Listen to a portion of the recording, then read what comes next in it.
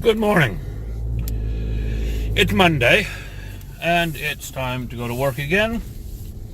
It's also time to talk Mage. Although, today's video is going to be very much a tale of two parts. I am going to start out with my predictions for tonight's game, as I normally do, but then I also want to call back to my D&D and talk a little bit about this week's Critical Role. Now, I'm going to start out with my predictions before I get into that. What do I think is going to happen in tonight's Mage game? Well, let's see. We ended the last game with the group confronting the director about all of the oddities that had been going on, hoping that he would be able to help them sort things out. Instead, he turned miniguns on them. And the game ended with 2/3 of our group diving through a portal into the digital web, while the other third of our group are standing outside the door facing off against 20 plus men in black. Two of the members who dove into the digital web, by the way, heavily injured by minigun fire. So that's where we left off. Where are we going to pick up? Well, they just dove blindly into the digital web. It was literally a oh shit moment and opened a portal. Where's it go? The web off.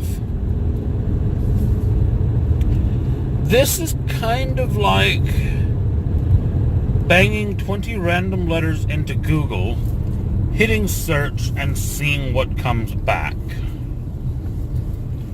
They have no idea where they're about to end up. And I'm going to have some fun with that. I'm going to have them end up in a few places that will be entertaining, challenging, maybe not overall that important to the overarching story of things, but it will be an interesting session.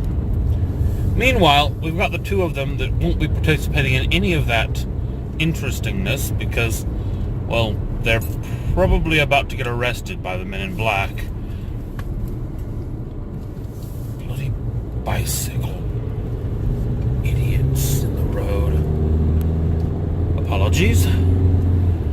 I have issues with people riding bikes in the road and being in the way of actual road traffic. But I'm not going to rant about that today because I could have an entire channel about that. And there's not this channel. It's not. Yeah, so two of them are going to get arrested. They'll probably get interrogated. This is assuming they don't get themselves killed. I mean, if they decide to fight, that could happen.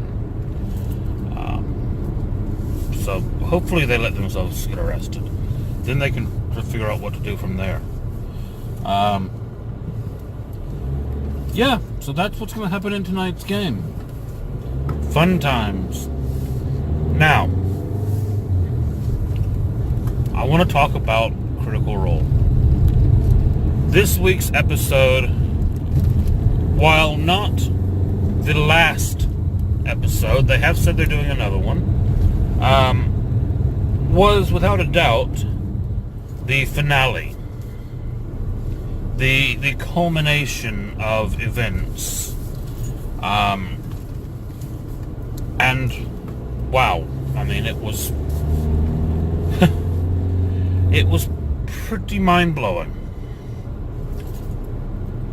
Matt Colville has done a amazing video talking about kind of the moment where everything changed, the point where a choice had to be made, and plans had to be sacrificed, and the emotion that played out at that table, and that so many people didn't even see.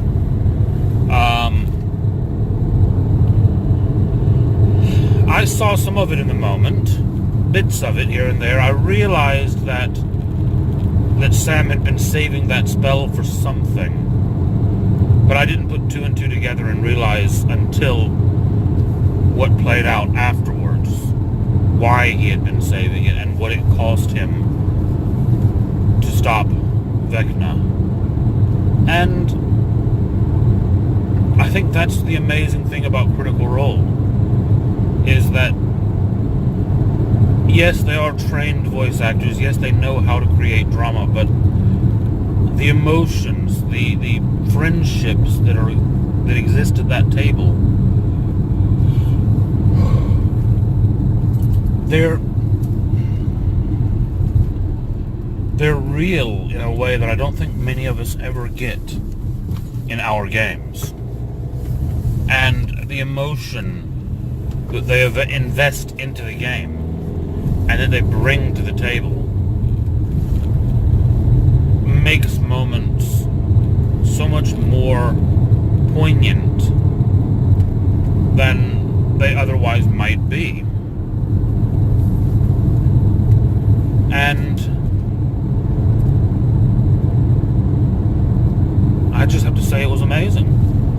You know? I'm assuming that no one from Critical Role actually watches my channel, but if any of them ever do, well done.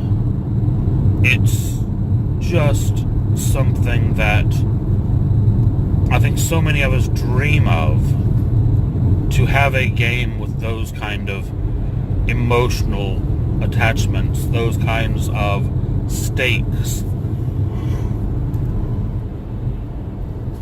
It's a little strange talking about stakes because I tend to play very high-power games. I tend to run hugely powerful games. Power scale, I'm sure I run a lot higher power games than what Critical Role is. I mean, there's debate on whether or not that's a good thing. Fine, I understand that. But I don't think there's any argument that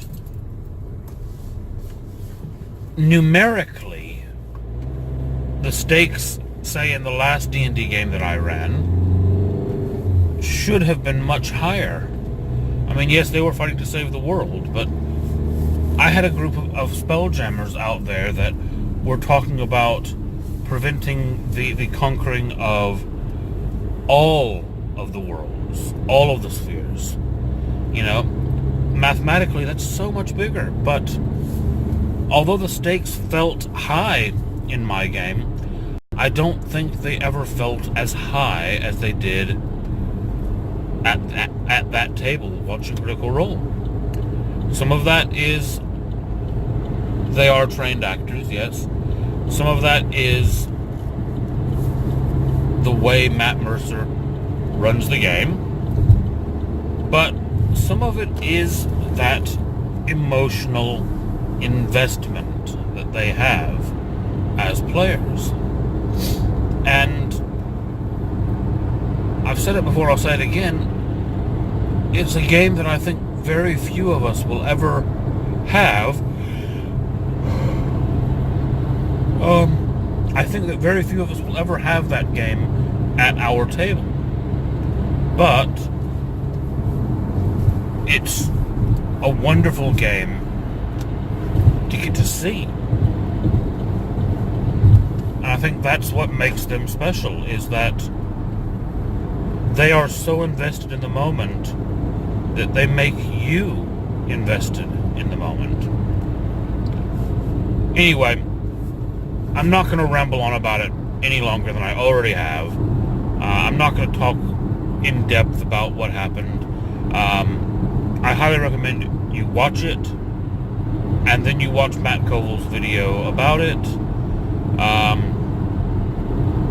and then you get ready to see what comes next on it. I highly, highly, highly recommend it. Anyway, like, subscribe, have a great day, and I'll be back tomorrow to tell you if my predictions were right.